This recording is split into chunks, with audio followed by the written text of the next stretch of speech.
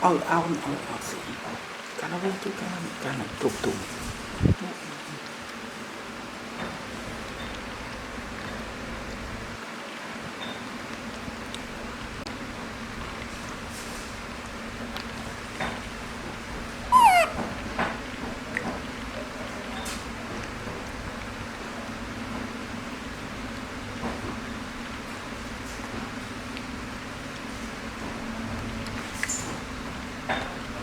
Tôi đã thiệt lên bài thiệt.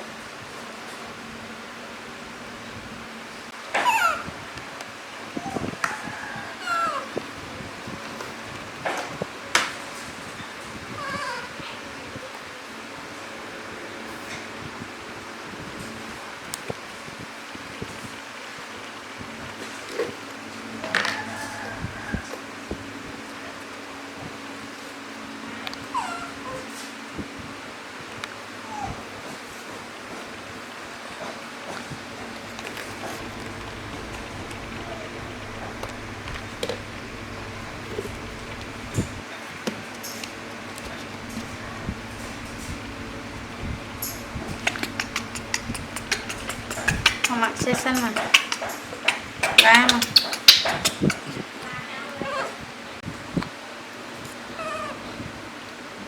Bella ơi.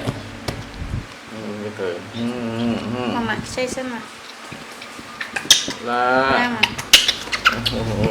mặc xe xanh mặc lê ai ơi mà là cái nó mà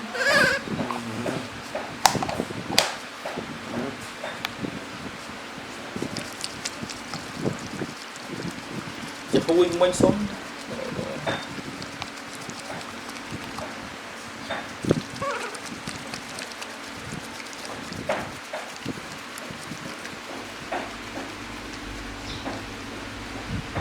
chăm lên bàn lại bao nhiêu cọ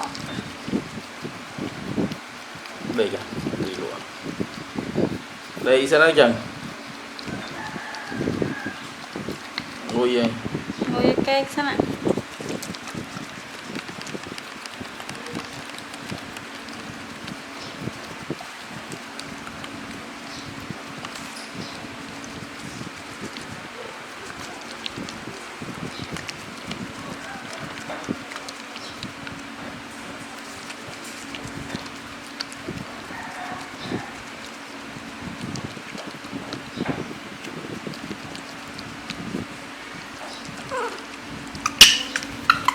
cho mạ vực sân con mạ vực sân mà chắc chỉ cái này mà nó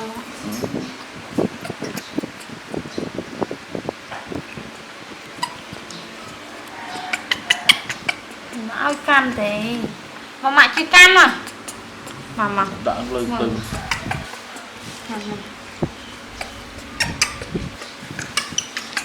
sắp xem